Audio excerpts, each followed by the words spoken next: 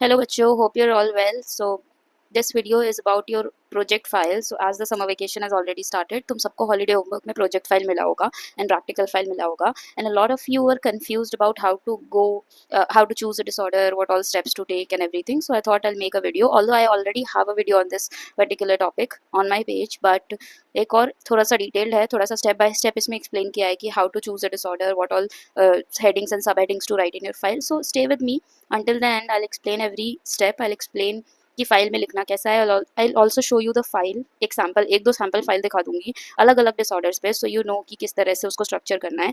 And there is also thing कि different schools जो होते हैं ना, वो अपने स्टूडेंट्स को डिफरेंट इंस्ट्रक्शंस देते हैं. बिकॉज काफ़ी स्कूल्स में अभी ऐसा है कि they ask you to attach the test. जैसे अगर तुमने डिप्रेशन लिया है तो उसका टेस्ट काफ़ी स्कूल्स में नहीं बोलते हैं अटैच करने के लिए. सो वो भी हम डिस्कस करेंगे कि स्कूल बाय स्कूल कैसे डिफरेंसेस आते हैं. So basically in this video we are going to discuss कि प्रोजेक्ट फाइल बनेगी कैसे. अब तुम्हें if you are familiar with the format of your practical, तो तुम्हारा जो प्रैक्टिकल होता है वो 30 मार्क्स का होता है ना. एंड वो 30 मार्क्स के अंदर तुम्हारा डिस्ट्रीब्यूशन ऑफ मार्क्स कैसे होते हैं. सो दैट 30 मार्क्स, उसमें तुम्हारी 2 फाइल्स आती है और दोनों फाइल 5 मार्क्स की होती है, 5 मार्क्स ईच. तो ये तुम्हारे 10 मार्क्स हो गए. Then you have your viva, है ना. वो वाइवा भी 5 मार्क्स का होता है, सो ये 15 मार्क्स हो गए. Then on the day of your practical you need to write the practical. जिस भी दिन तुम्हारा बोर्ड प्रैक्टिकल होगा उस दिन 2 तुम्हें रिटन प्रैक्टिकल करने होते हैं. वो रिटन प्रैक्टिकल जो होता है वो 7.5 का ईच होता है. सो वो 15 मार्क का रिटन प्रैक्टिकल हो गया. ठीक है. So this is the distribution of your practical marks. तो ये दिख रहा है तुम्हें, ये 10 नंबर जो है ये तुम्हें फाइल बना के मिलेंगे. सो इंश्योर कि फाइल अच्छे से बना रहे हो. वाइवा के लिए तो पढ़ना ही है, बट फाइल अगर तुम्हारे पास है तो यू गेट दीज 10 मार्क्स.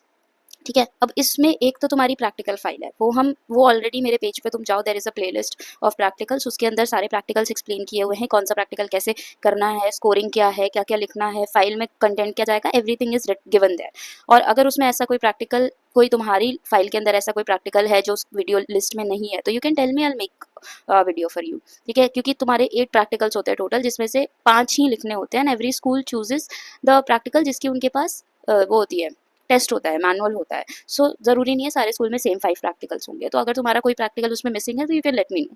ठीक है. तो दैट वाज अबाउट प्रैक्टिकल. अब प्रोजेक्ट में क्या होता है, प्रोजेक्ट में तुम्हारी जो केस स्टडी बनती है वो एक डिसऑर्डर पे होती है. अब तुम्हारे स्कूल में अगर चैप्टर 4 स्टार्ट हुआ है, then well and good, you already know कि चैप्टर 4 में से किस टाइप के डिसऑर्डर्स हैं, हमें कौन सा चूज़ करना चाहिए. नहीं अगर हुआ है तो it is okay. I have the list of disorders, तुम यहाँ से चूज़ कर सकते हो. So for this case study you need to choose one disorder from your textbook chapter number 4, और उस डिसऑर्डर पे हम डिटेल्ड एक स्टडी करते हैं. तुम क्लास 11th में पढ़कर ऑलरेडी आ चुके हो कि केस स्टडी होती क्या है. केस स्टडी क्या है, इन डेप्थ स्टडी होता है एक टॉपिक के बारे में. एंड यहाँ पर हमारा वो टॉपिक क्या है, हमारा टॉपिक है वो डिसऑर्डर. ठीक है. अब इन डेप्थ में क्या क्या करना है वो मैं बताऊंगी, but before that this is the list of disorders. ठीक है. अब जैसे यहाँ पे ना 1 2 3 करके लिखा हुआ है. So first is anxiety disorder, उसके अंदर ये सारे डिसऑर्डर्स आते हैं. तो you can choose any one of these. You can choose anxiety as a whole, और फिर इन सबको अलग अलग से एक्सप्लेन कर सकते हो, या फिर इनमें से भी कोई एक पर्टिकुलर ले सकते हो. जैसे तुमने ओसीडी ले लिया तो तुम्हारा जो केस स्टडी होगी वो ओसीडी पे बनेगी. अगर तुमने इलनेस एंजाइटी ले लिया तो तुम्हारी जो केस स्टडी होगी वो इलनेस एंजाइटी पे बनेगी. तुमने स्किज़ोफ्रेनिया ले लिया तो तुम्हारा केस स्टडी स्किज़ोफ्रेनिया पे बनेगा. तो ये सारे मैंने पिक्चर लगाई ही इसलिए है क्योंकि तुम्हारे बुक के अंदर, तुम्हारे चैप्टर 4 के अंदर जितने भी डिसऑर्डर हैं वो सारे यहाँ पे मेंशन्ड हैं. Just go through this picture if you have not read the book yet and choose one disorder. अब जब तुमने फाइनल कर लिया कि okay I have decided that I am going to make my disorder file, case study file on ADHD. ठीक है. तो what is the next step. Next step is to write the basics. ठीक है. Introduction. Introduction का मतलब है कि तुम्हारी जो ये केस स्टडी है उसमें तुम केस स्टडी कर रहे हो ना, तो यू विल एक्सप्लेन कि केस स्टडी होती क्या है. ठीक है. What is a case study. Case study is in depth study about a topic, situation, event और सब्जेक्ट. मतलब उसकी डेफिनेशन लिख दी. अब डेफिनेशन के बाद क्या करोगे, उसका पर्पस लिखोगे. Why do we conduct a case study, उसके क्या क्या एडवांटेजेस होते हैं, क्या क्या डिसएडवांटेजेस होते हैं, इसमें हम कौन कौन सी टेक्निक्स यूज़ कर सकते हैं. So even in your class 11th and even in first chapter of class 12 तुमने पढ़ा है कि केस स्टडी जो होती है उसमें हम बहुत सारी टेक्निक्स यूज़ करते हैं. इंटरव्यू यूज़ कर सकते हैं, ऑब्जर्वेशन यूज़ कर सकते हैं, टेस्ट यूज़ कर सकते हैं. So you will explain these sub topics कि इंटरव्यू क्या होता है, कितने टाइप्स का होता है, ऑब्जर्वेशन क्या होता है, कितने टाइप्स का होता है, साइकोलॉजिकल टेस्ट क्या होता है, कितने टाइप्स का होता है. ये सारी चीज़ें थोड़ा थोड़ा ब्रीफली एक्सप्लेन कर दो। देन किस किस चीज़ में केस स्टडी हमें हेल्प कर सकती है, सो इट हेल्प्स क्लिनिशियंस मतलब जितने भी हमारे साइकोलॉजिस्ट, डॉक्टर्स, मेडिकल वर्कर्स होते हैं उनको हेल्प करता है किसी भी पर्सन के, किसी भी पेशेंट के डिसऑर्डर को एनालाइज करने में। टीचर्स को हेल्प करता है, काउंसलर्स को हेल्प करता है, एम्प्लॉयर्स को हेल्प करता है, बहुत सारे इसके यूजेस होते हैं। So the first section of your file is going to be the introduction section, जहाँ पे तुम case study as a method explain करोगे कि वो क्या होता है, ठीक है। Then the next section is going to be your disorder section, वहाँ पे तुम डिसऑर्डर को एक्सप्लेन करोगे। But before that I also want to add कि ये जो फाइल होती है इसमें तुम अपनी क्रिएटिविटी पूरी तरह से दिखा सकते हो, ठीक है। ऐसा नहीं है कि तुम्हें एक स्पेसिफिक टाइप का पेपर यूज़ करना है, जैसे प्रैक्टिकल फाइल में सिर्फ वाइट पेपर शीट्स यूज़ करनी होती है, वो भी रूल्ड सिर्फ ब्लू ब्लैक पेन से लिखना होता है। इसमें ऐसा कुछ नहीं है, you can get as creative as you want to be. नहीं बनना वो भी ठीक है, it is your choice, compulsive नहीं है। सो पहले हमने केस स्टडी एक्सप्लेन कर दी, then the second step is to the first step was to choose the disorder, second was to explain the case study, the third step is to explain the disorder that you have chosen। अब तुमने अगर starting में ध्यान दिया होगा तो मैंने क्या चूज़ किया था, ADHD। तो यहाँ पर सबसे पहले मैं क्या एक्सप्लेन करूँगी कि ADHD क्या होता है, व्हाट इज़ द डिसऑर्डर, ठीक है, व्हाट इज़ ADHD। तो किसी का स्किज़ोफ्रेनिया है, वो स्किज़ोफ्रेनिया जो भी तुम्हारा डिसऑर्डर है, यू विल एक्सप्लेन कि व्हाट इज़ दैट डिसऑर्डर। जैसे ADHD को मैंने लिखा कि ADHD is attention deficit hyper activity disorder, it has so and so symptoms, इसके कॉजेज क्या होते हैं, बायोलॉजिकल कॉजेज भी हो सकते हैं, साइकोलॉजिकल कॉजेज भी, सब कुछ डिटेल में एक्सप्लेन कर दिया। अब how do you get the content, so read the NCERT. अपने अब तुम अगर एनसीईआरटी में जाओगे ना तो ADHD एक पैराग्राफ में एक्सप्लेन किया हुआ है बस, तो you will not get the content. उसके लिए कहाँ से कंटेंट आएगा, use AI tools, use Google, research करो अपना, ठीक है। यहाँ पे जो सब हेडिंग्स मैंने दिए हैं तुम इन सब हेडिंग्स को भी एक्सप्लेन कर दोगे, दैट वुड बी सफिशिएंट। पहले डिस्क्राइब कर दिया डिसऑर्डर को, उसके कॉजेज को डिस्क्राइब कर दिया कि इतने कॉजेज होते हैं, बायोलॉजिकल में जीन्स की वजह से हो सकता है, न्यूरोट्रांसमीटर्स की वजह से जो उसके कॉजेज हैं।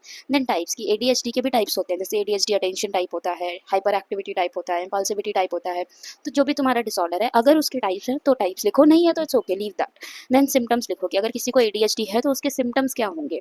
For this section and for the other sections as well, you can use pictures, you can use case study, you can use news clippings, ठीक है। न्यूज़पेपर में अगर तुम्हें उससे रिलेटेड कोई आर्टिकल मिला है, जैसे अगर किसी का टॉपिक डिप्रेशन है, तुम न्यूज़पेपर में देखोगे डिप्रेशन से रिलेटेड बहुत सारी चीज़ें आती रहती है, you can cut that clipping and you paste it in your file. You can go on internet, वहाँ पे तुम्हारे बहुत सारे आर्टिकल्स मिल जाएंगे, बहुत सारे चार्ट्स वगैरह मिल जाएंगे, ग्राफिक्स मिल जाएंगे, you can use those pictures and cuttings in your files also. तो सिम्टम्स तुमने लगा दिए, लिख दिए। उसके बाद डायग्नोस्टिक क्राइटेरिया, डायग्नोस्टिक क्राइटेरिया का मतलब होता है कि हाउ डू आई आइडेंटिफाई कि सामने वाले पर्सन को ADHD है या नहीं है। अगर एज अ साइकोलॉजिस्ट कोई मेरे पास आ रहा है कि मैं बहुत भूल जाता हूँ चीज़ें, मुझे प्रॉब्लम होती है कि मैं एक जगह टिक के नहीं बैठ सकता, आई एम कॉन्स्टेंटली फिजिटिंग, तो ये सब के बेसिस पे तो मैं सिर्फ नहीं आइडेंटिफाई कर सकती ना, I need proper list of symptoms, और वो सिम्टम्स कितने टाइम तक रहेंगे, कितने सिम्टम्स होने चाहिए। बिकॉज ADHD में लेट्स सपोज 20 सिम्टम्स आ गए, अब ऐसा तो नहीं है कि हर इंसान के अंदर वो 20 सिम्टम्स होने ही चाहिए to be diagnosed with ADHD, नहीं। So how many symptoms are required to for the diagnosis, वो डायग्नोस्टिक क्राइटेरिया में आता है, ठीक है। कितनी टाइम के लिए वो सिम्टम्स होने चाहिए विजिबल,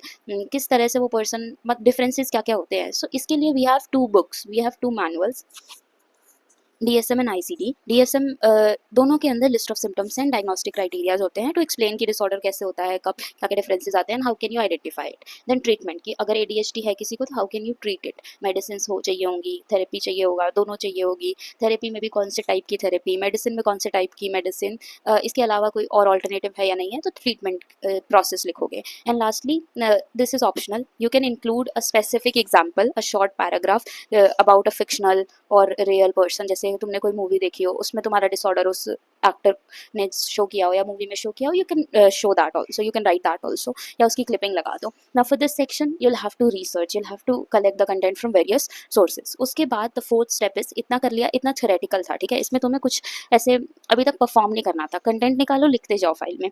अब जो फोर्थ स्टेप है ना, यहाँ पे तुम्हारा आता है थोड़ा सा काम करना पड़ेगा, real action starts here. You will have to find the subject, subject मतलब पर्सन जिसको वो डिसऑर्डर है। अब मेरा जो डिसऑर्डर है that is ADHD and it is very common in children, so I can go, maybe I can look around in my family कि किसी बच्चे को मेरी फैमिली में ADHD है या नहीं है। I teach, so I can look around in among my students कि उनमें से किसी को ADHD है या नहीं है। I can also go to clinics, या फैमिली में रिलेटिव्स में किसी से पूछा, फ्रेंड्स में किसी से पूछा, या I if I feel that मेरा एक friend of mine, he is very hyper active, he is very impulsive, may be he could have ADHD, तो मैं उसको भी एज अ सब्जेक्ट ले सकती हूँ, उस पर सारे टेस्ट कर लूँगी। एंड लास्ट में even if he does not show the symptoms, मतलब even if he does not have the disorder, I can conclude कि ठीक है, I thought that the person have it, मतलब he has ADHD, but based on my observation, based on my testing नहीं है उसको, ये भी कर सकते हो तुम।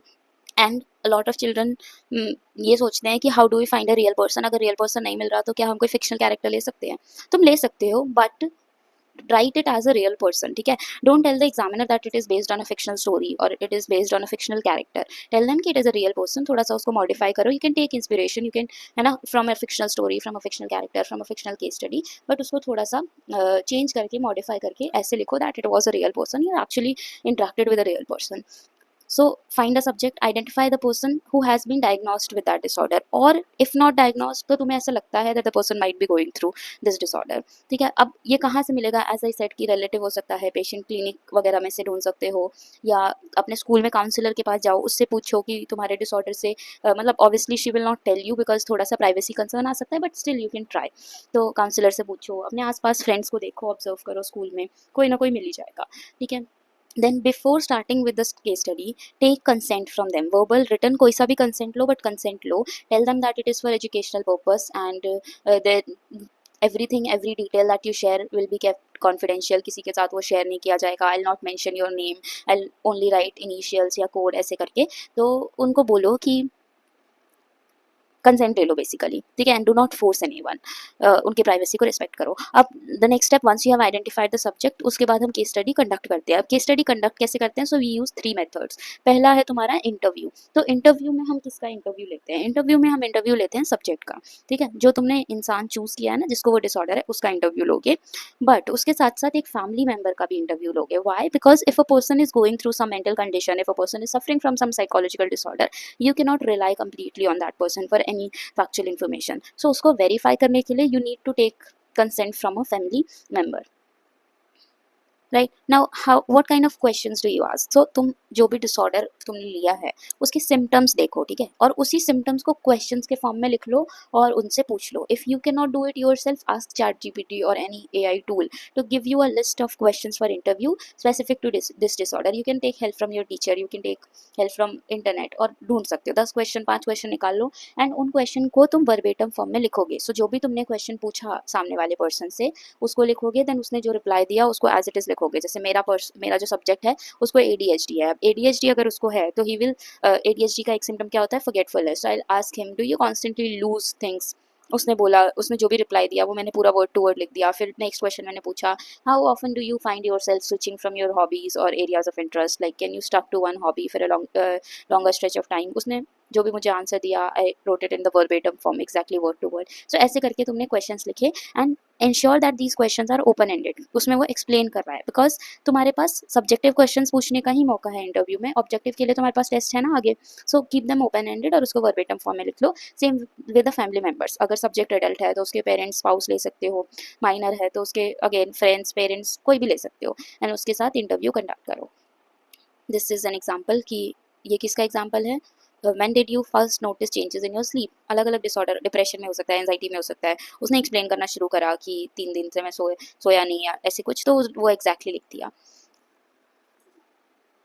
Then after writing the interview and verbatim you will move on to observation, ठीक है? उसकी सेपरेट शीट होगी. ऑब्जर्वेशन में तुम्हें लिखना है कि तुमने क्या ऑब्जर्व किया in the behaviour of the subject while interacting with the person. So basically तुम अपने डिसऑर्डर के अकॉर्डिंग देखना. एंड जनरली ऑब्जर्वेशन में हम क्या क्या इंक्लूड करते हैं? वी इंक्लूड फिजिकल अपीयरेंस, कि ग्रूमिंग कैसी थी, हाइजीन कैसा था, कैसे वो बैठा था, पॉस्चर कैसा था, how was the person speaking, उसका बिहेवियर रेस्टलेस तो नहीं था, विड्रॉन तो नहीं था, was he sitting in a very close with a very close posture. Then speech, was it clear और disorganized थी या नहीं थी, coherent थी या नहीं थी, were you able to understand what he or she was trying to say, was she or he trying able to understand what you were saying? So basically these things. Then mood, anxious था या नहीं था, angry, aggressive और friendly, जो भी तुमने observe किया. social interaction, was the person resistant, was the person willing to interact, जो जितना भी pointers में लिखना and जितना भी तुमने observe किया उसको detail में लिखो. So this is your observation of the behavior. Interview में तुम वो लिखोगे जो उसने बोला. Do not try to analyse it, just write उसने क्या बोला. ऑब्जर्वेशन में राइट योर एनालिसिस, कि वो पर्सन ऐसे बैठा था, ऐसे बोल रहा था, ऐसे अपने आप को कैरी कर रहा था, ठीक है? प्रॉपर एक शीट पे, टेबल भी बना सकते हो, बट राइट पैराग्राफ में लिखो, that is acceptable. And the third method is psychological test. अब for this section you will need the help of your teacher. या तुमने अगर डिसऑर्डर चूज कर लिया तो just comment in the comment section, I will provide you with the test, क्योंकि इसमें तुम्हें टेस्ट चाहिए होगा and you don't have access to the psychological test. So for every disorder we have test and we conduct the test and analyse the score to see कि उस person को वो disorder है या नहीं है, एंड अगर है तो कितनी इंटेंसिटी में है. ठीक है, what is the degree of the disorder. So मैंने क्या लिया है, मैंने लिया है ADHD, तो I will conduct the ADHD test on the subject. तो टेस्ट कैसा होता है, let me show that also. So if you can see my screen, I have a folder for all the tests that you might need for your case study. ठीक है, हर disorder के नाम पे एक टेस्ट है. अब मेरा जो यहाँ पे डिसऑर्डर है that was ADHD. Can you see an ADHD test? ये रहा ADHD टेस्ट. ठीक है, ADHD टेस्ट देखो ऐसे क्वेश्चंस होते हैं इसके अंदर. इन अटेंशन के ये क्वेश्चंस हैं, हाइपर एक्टिविटी के क्वेश्चंस हैं, इम्पल्सिविटी के क्वेश्चंस हैं, राइट. अब जैसे क्वेश्चन नंबर 1 है, fails to give attention to details और make careless mistakes in school work. This is for children. ये जो टेस्ट है ना, दिस इज फॉर चिल्ड्रन. और हमें पहला क्वेश्चन क्या दिया है कि बच्चे जो हैं, ये जो बच्चा है क्या वो केयरलेस मिस्टेक्स करता है, मिस्टेक्स जो इन अटेंशन की वजह से हो रही है, या फिर चीज़ें भूल जाता है, एक्टिविटीज़ भूल जाता है, डिटेल्स को ओवरलुक कर देता है. अब बच्चा तो ये बताएगा नहीं, तो you have to ask from the parent और टीचर. ठीक है, तो उसमें को रेट करो कि कितने इंटेंसिटी पे करता है. Then does he have difficulty sustaining attention और ऑन टास्क और प्लेइंग एक्टिविटीज़. 1 to 3 स्केल पे रेट कर दिया. सो इस तरह से ADHD के क्वेश्चन हैं. और ये टेस्ट हम कैसे करेंगे, इस टेस्ट का प्रिंट आउट लोगे तुम. ठीक है, ये सेकेंड वाले पेज का नहीं लेना है, फर्स्ट वाले पेज का प्रिंट आउट लो एंड देन उसके अंदर राइट द नेम. इस इन डिटेल्स को फिल करो. अब if you want to keep the details confidential तो चाइल्ड के नेम की जगह उसके इनिशियल्स लिख सकते हो. सपोज द चाइल्ड, उसका नाम है अर्थव सिंह, तो तुमने AS लिख दिया. ठीक है, जेंडर एज तो लिख ही सकते हो, डेट लिख ही सकते हो. इसका प्रिंट आउट लिया, देन दिस प्रिंट आउट को मार्क करने के बाद that will go into your file. तो इस शीट को तुम अपनी फाइल के अंदर अटैच करोगे. I hope that is clear. तो तुमने अपने डिसऑर्डर के अकॉर्डिंग क्या किया, you have chosen the test. अब ये किसका है, BPRS साइकोसिस का है, schizophrenia. Beck depression inventory depression के लिए है, वाईबॉक्स OCD के लिए है, स्कैर्ड एंजाइटी के लिए. ऐसे ही अलग अलग टेस्ट होते हैं अलग अलग डिसऑर्डर के लिए. So once you have done all the above mentioned steps, तो अपने टीचर से ये टेस्ट मांगो. टीचर से नहीं मांग रहे हो तो मुझे बताओ, I will provide you the test. And जब भी this is for practicals also, if I have given you a link of a drive folder या कोई भी PDF का and you apply for the access ना, जस्ट फॉर क्विकर एक्सेस मुझे एक comment drop कर दिया करो, सो मुझे पता चल जाए. बिकॉज कई बार ऐसा होता है कि वो एक्सेस का नोटिफिकेशन मिस हो जाता है, but you when you comment that please provide access, तो वो मुझे दिख जाता है जल्दी, उसकी नोटिफिकेशन आ जाती है. Otherwise it takes 2 or 3 days, तो फिर तुम्हारा वो टास्क जो है वो डिले हो जाता है. So just let me know if you need these test. अब ये टेस्ट तुमने ले लिया, उसको कंडक्ट कर लिया. स्कोरिंग कैसे होती है, तो जनरली अभी जो मैंने टेस्ट दिखाया तुम्हें, सी इस टेस्ट के नीचे ही ना स्कोरिंग का प्रोसीजर दिया हुआ है. तो तुम्हें स्कोरिंग जनरली टेस्ट के साथ ही मिल जाएगी. अगर टेस्ट के साथ स्कोरिंग नहीं है अटैच, तो you can ask your teacher, you can go on Google, you can go on ChatGPT, बहुत सारे टूल्स हैं. अगर कोई ऑप्शन नहीं मिल रहा तो मुझे पूछो, मैं बता दूंगी. ठीक है, तो जनरली स्कोरिंग उसके साथ में ही मिल जाती है. अब ये कर लिया, उसके बाद तुम इसी चीज़ को लिखोगे फाइल के अंदर. अब फाइल के अंदर ये साइकोलॉजिकल टेस्ट वाला प्रोसेस हम कैसे लिखते हैं वो मैं बताती हूँ, बट बिफोर दैट ये दोनों तो ईजी है, समझ आ गया होगा. इंटरव्यू वर्बेटम में लिख दिया एंड ऑब्जर्वेशन हमने एक पेज पे अपनी रिपोर्ट लिख दी. जब हम कोई टेस्ट करते हैं ना, तो उसका फॉर्मेट ये होता है, उसमें हम मेंशन कर देते हैं कि उस टेस्ट का एम क्या है, ऑब्जेक्टिव क्या है. अब मेरा जो डिसऑर्डर है वो ADHD है, तो मेरा ऑब्जेक्टिव क्या होगा, टू असेस द प्रेजेंस और severity of ADHD disorder in the subject. Material क्या क्या चाहिए मुझे वो टेस्ट बुकलेट चाहिए, मुझे आंसर शीट रिस्पॉन्स शीट चाहिए. टेस्ट बुकलेट रिस्पॉन्स शीट कभी कभी अलग होती है, कभी कभी एक ही होती है. जैसे RSPM तुमने किया होगा, उसमें बुकलेट अलग है और जिस पर आंसर तुम मार्क करते हो वो अलग है. लेकिन स्कैट किया है तुमने या SCQ किया है तो उसी बुकलेट पे ही हम मार्क करते हैं आंसर्स भी. Then you need pen. फिर प्रोसीजर क्या है, तो रैपो इंस्ट्रक्शन. तो ये तुम्हें ये ना सब हेडिंग में एक्सप्लेन करोगे. रैपो इंस्ट्रक्शन लिख के देन एक्सप्लेन व्हाट रैपो लिख के rapport formation, then you will explain कि what rapport formation is. The person was made comfortable, trust was established. उसको बताया था कि how the test is to be filled, there are questions you need to answer according to what you feel. Do not try to manipulate your answers, do not try to think too much, there is no right or wrong answers. ये तुमने instructions दिए, साथ के साथ तुमने trust build किया. And then तुमने administration कैसे की, that is to be written. ठीक है, उसके बाद इंट्रोस्पेक्टिव रिपोर्ट. इंट्रोस्पेक्टिव रिपोर्ट में क्या है, इंट्रोस्पेक्टिव रिपोर्ट के अंदर तुम्हें लिखना है कि पर्सन को टेस्ट करते टाइम कैसा लगा. And this is written in the person's subjects and writing. But अगर ऐसा नहीं है, तुम सब्जेक्ट का जो इंटरव्यू है या उसको ऑब्जर्व जो कर रहे हो तुम कॉल के थ्रू या वीडियो कॉल के थ्रू कर रहे हो, again do not mention it. But अगर तुम ऐसा कर रहे हो तो you can write it in your own handwriting also. But introspective report is what the subject felt during while taking the test, उसके वर्ड्स में लिखो.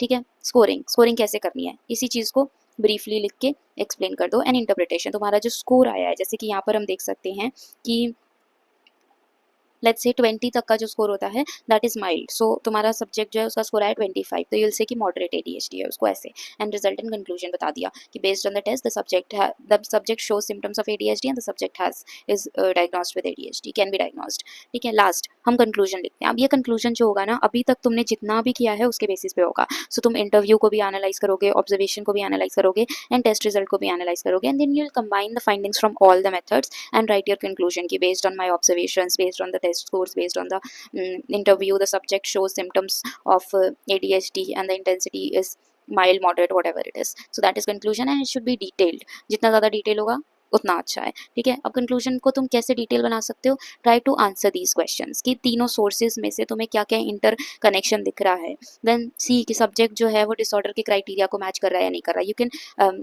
कनेक्टेड विद ICD और DSM क्राइटेरिया कि अकॉर्डिंग टू DSM ये चीज़ें होनी चाहिए ADHD में। And while taking the interview, while taking the test, I observed that the subject is showing these out of these symptoms, so it is matching with the diagnostic criteria. ठीक है, then you can mention क्या limitations, जो तुमने case study की limitations mention की थी, जो advantages mention की थी, you can write it कि मैंने जब केस स्टडी कंडक्ट की तो मुझे भी फील हुआ कि that it cannot be generalized to everyone, though I have conducted an ADHD case study, but I cannot say that every person who suffers from ADHD shows these symptoms। ऐसे करके तुम limitations explain कर सकते हो। And then you can also include कि what you learn as a subject, as a student, तुमने जब ये पूरा प्रोसेस किया, because it takes time and it is a very learning helpful experience, it is a very learning experience also. तो तुम अपना experience mention कर सकते हो कि while conducting the case study what all did you learn, कुछ नया सीखा या नहीं सीखा, कुछ तुम्हारे did you find something about your self, या तुम्हारे चैप्टर को समझने में तुम्हें हेल्प हुई, जो भी तुम्हारी अंडरस्टैंडिंग के अकॉर्डिंग जो भी तुम्हारी लर्निंग थी, you can write that. And lastly bibliography, references में क्या लिखोगे तुम? NCERT, DSM, तो if you have used it you can coat the sources, online sources. अब तुम्हारे पास बुक तो है नहीं DSM या ICD की, तो you can coat the online sources, websites लिख सकते हो, वेबसाइट का सोर्स डाल सकते हो, टीचर का कोई नोट्स वगैरह हैं वो डाल सकते हो, ये सारी चीज़ें तुम अपनी बिब्लियोग्राफी में डाल सकते हो। लास्ट में टेस्ट को अटैच कर देना, या कोई भी जो तुमने PDF वगैरह प्रिंट करके यूज़ किया है उसको डाल देना। एंड फाइल का फॉर्मेट क्या होगा? सो जब हम फाइल बनाते हैं ना, सो कवर पेज जो होता है योर फाइल का, जो फाइल का जो कवर होता है वो तो तुम क्रिएटिव बनाते हो, तो उस पर तुम अपनी पिक्चर्स वगैरह जो भी लगाते हो। फाइल के अंदर पहला पेज होता है the cover page which is the title, मतलब उसमें तुम लिखोगे साइकोलॉजी प्रोजेक्ट फाइल, अपना नाम लिखोगे, क्लास लिखोगे, सब्जेक्ट लिखोगे, स्कूल लिखोगे, कौन सा अकेडमिक ईयर है वो लिखोगे, अपना बोर्ड का रोल नंबर लिखोगे, ठीक है, बोर्ड रोल नंबर लिखोगे। And generally this cover page is given by the school कि सबका सेम हो फॉर्मेट। उसके बाद इंडेक्स होना चाहिए, टेबल ऑफ कंटेंट कि तुमने क्या क्या चीज़ें उसके अंदर मेंशन की है फाइल के अंदर, वो इंडेक्स विद पेज नंबर, तो well and good, page number नहीं कर सकते तो वैसे कर दो। सर्टिफिकेट होना चाहिए, सर्टिफिकेट एक्नॉलेजमेंट का फॉर्मेट जो होता है वो हर स्कूल का अपना अलग अलग फॉर्मेट होता है, तो वो तुम्हारी टीचर तुम्हें दे देंगी। एंड में ये चीज़ें तुम एंड में लगा सकते हो, ठीक है। अभी फाइल लिखना शुरू करो, you can add these things at the end. अभी लेना है तो ask your teacher to provide these. Certificate acknowledgement अलग अलग शीट्स पे होगा। एंड सर्टिफिकेट में प्रोजेक्ट फाइल मेंशन करना। पेज नंबर्स अगेन एडवाइजेबल है, you should write page numbers, नहीं लिख सकते that is also okay. Heading sub headings में स्टार्टिंग फ्रॉम केस स्टडी क्या है, फिर डिसऑर्डर्स, और ये एक पेज पे नहीं आएगा, ठीक है। केस स्टडी जो है ना it will continue for 6, 7, 8 pages. Why? Because पहले तुम केस स्टडी को एक्सप्लेन करोगे, उसकी टेक्निक्स को एक्सप्लेन करोगे, उसको कहाँ कहाँ हम यूज़ करते हैं उसको एक्सप्लेन करोगे, उसके लिमिटेशंस को एक्सप्लेन करोगे, उसके एडवांटेजेस को एक्सप्लेन करोगे, तो बहुत सारे सेक्शंस हो जाएंगे। So this will be 6, 7 pages, ठीक है। फिर डिसऑर्डर वाला जो सेक्शन है next, that is going to be around 8, 9 pages, क्योंकि तुमने एक्सप्लेन किया व्हाट इज द डिसऑर्डर, उसके कॉजेज क्या हैं। कॉजेज बहुत सारे हो सकते हैं, बायोलॉजिकल, साइकोलॉजिकल, सोशियो कल्चरल, उसके बाद जेनेटिक, बहुत सारे हो सकते हैं। सिम्टम्स क्या क्या है, सिम्टम्स भी अगेन डिसऑर्डर अगर बहुत बड़ा है तो सिम्टम्स भी बहुत सारे हो सकते हैं। Types, treatment, so it will easily be around 8 to 10 pages. Then subject, तो सब्जेक्ट की डिटेल्स, अब दिस अभी मैं फाइल दिखाऊंगी ना उसमें आएगा, तो मैं अपने सब्जेक्ट का एक इंट्रोडक्शन पेज लिखना है, ठीक है। इंट्रोडक्शन पेज के अंदर हम कैसे लिखते हैं, तुम उसका नेम लिखो, नेम नहीं लिख सकते, इनिशियल्स लिखो, उसका एजुकेशनल बैकग्राउंड लिखो, उसका कल्चरल बैकग्राउंड लिखो, उसके फैमिली बैकग्राउंड लिखो, सारी चीज़ें उसके बारे में लिखो, उसके फैमिली के बारे में लिखो, ठीक है। मैं फाइल दिखाती हूँ, it will be easier to explain. Observation report लिखना, फिर टेस्ट के बारे में लिखना, टेस्ट का भी अपना 3-4 पेज लगा के चलो। ऑब्जर्वेशन तो एक पेज में आ जाएगी, कंक्लूजन 2 पेज में, बिब्लियोग्राफी 1 पेज में। सो आराम से तुम्हारी ये फाइल जो है ना वो 30 पेज तो देखो लग ही जाएंगे। केस स्टडी फाइल में दिखाती हूँ, रुको। See this is a file. अब again do not follow it blindly. ये तुम्हारा इंट्रोडक्शन हो गया, ये सर्टिफिकेट हो गया, एक्नॉलेजमेंट हो गया. अब मैंने क्यों बोला सबका अपना अपना होता है, बिकॉज स्कूल नेम चेंज हो जाता है, टीचर का नेम चेंज हो जाता है, फॉर्मेट चेंज हो जाता है. अब इसने देखो हैंड रिटन लिखा हुआ है ना, ज़रूरी नहीं है तुम हैंड रिटन ही लिखो, तुम इसको प्रिंट भी कर सकते हो. And if your teacher is giving you a format तो आइडियली वो प्रिंट होके ही लगेगा. सो ये शुरू के 3 पेज हो गए. उसके बाद फिर आता है हमारा व्हाट इज केस स्टडी. देखो केस स्टडी को इसने एक्सप्लेन किया है, उसके स्ट्रेंथ्स लिखे हैं, उसकी लिमिटेशन लिखी है, डिफरेंस लिखा है केस स्टडी और केस हिस्ट्री में क्या डिफरेंस होता है, टेबल बना दिया. अब यहाँ पे you can use a print out also. ठीक है. थीम इसने एंजाइटी ली है तो एंजाइटी को एक्सप्लेन किया व्हाट इज एंजाइटी. यहाँ थीम लिखने के बजाय तुम कुछ और यूज़ करना, टॉपिक फिर केस स्टडी या डिसऑर्डर ऐसे करके. एंजाइटी के कितने सारे टाइप्स होते हैं, GAD, panic, phobia, separation anxiety, वो सब एक्सप्लेन कर दिया. अब इसने क्या लिखा है, methods used for case study. थोड़ा सा डिफरेंस, ये पहले आ सकता था, वो बाद में आ सकता था, but it's okay. Interview use किया है. इंटरव्यू कितने टाइप के होते हैं, एडवांटेजेस क्या है इंटरव्यू के, डिसएडवांटेजेस क्या है इंटरव्यू के, ऑब्जर्वेशन क्या होता है, types of observation, then psychological test and types of test, advantages of test. Then this is what I was talking about. Preliminary information, जो सब्जेक्ट है उसकी डेमोग्राफिक डिटेल्स, नेम सब्जेक्ट का, age, date of birth, marital status, educational background, occupation, likes dislikes, ये सारी चीज़ें. You can also write about the birth history कि उसकी जो उसका जो बर्थ है वो नॉर्मल हुआ था या वर देयर एनी कॉम्प्लिकेशंस. ये स्पेसिफिकली उन डिसऑर्डर्स में जिनका जेनेटिक फैक्टर हाई होता है कॉजेज में, जैसे एडीएचडी, बाइपोलर, स्किज़ोफ्रेनिया, उनमें तुम बर्थ हिस्ट्री इंक्लूड करो.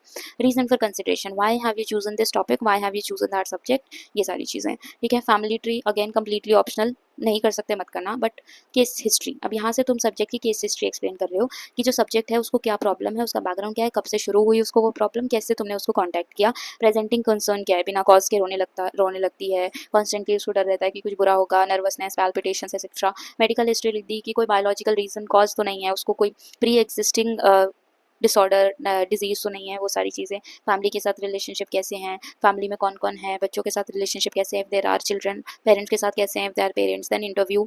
ठीक है. देन ऑब्जर्वेशन, तुमने ऑब्जर्व क्या किया.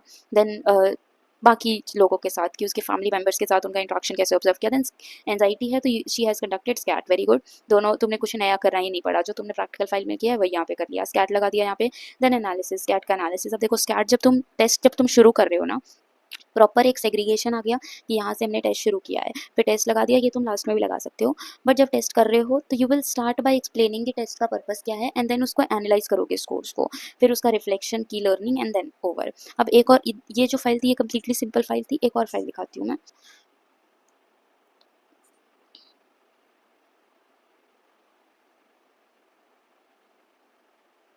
सो this was all about how the case studies to be conducted and done. ये जो तुम्हारा एसओपी है, if you want I can attach it, I attach it in the comment section. So तुम इसको, ये जो चेकलिस्ट है इसको रेफर कर सकते हो फाइल बनाने के लिए, and you'll have a detailed information, step by step information कि कैसे बनानी है. while conducting the case study, while making the file, if you have any doubts, if you have any questions, feel free to connect with me anytime through any means. You have my number, you have my email address, you have access to the comment section. So just try to reach out to me. The fastest way to get a reply is to comment, क्योंकि instantly मुझे पता चल जाता है and it is easier to give reply also. So all the best. Be very very wise and think before choosing a topic, क्योंकि तुम जो topic ले रहे हो that will decide the course of this case study. कुछ topics जो हैं they are a little difficult to handle, कुछ टॉपिक्स जो हैं वो generally easy to handle है, क्योंकि तुम्हें सब्जेक्ट आराम से मिल जाएगा, कंटेंट आराम से मिल जाएगा. सो रिसर्च करो instead of just jumping on the like on starting with the procedure and jumping on the method. Just research a bit and देखो कि किस पे तुम्हें केस स्टडी करना easy रहेगा, because eventually the viva is going to be from this case study and your practical also. तो थोड़ा सा टाइम लेके, थोड़ा सा ध्यान से इसको सोचो पहले, and then start with the procedure. And starting के पार्ट तो बहुत ईजी है, थोड़ा सा ट्रिकी पार्ट हो जाता है बस साइकोलॉजिकल टेस्ट वाला. सो उसके लिए भी it's not that difficult. The purpose of making this video was to make you understand कि कैसे क्या क्या करना है स्टेप बाय स्टेप, है ना. If you have a step by step तो तुम अपना अपने टॉपिक के अकॉर्डिंग उन स्टेप्स को मॉडिफाई कर सकते हो. So all the best and that's it. Feel free to reach out to me in case if like hit a wall और कोई डिफिकल्टी फेस हो रही है तो. ठीक है.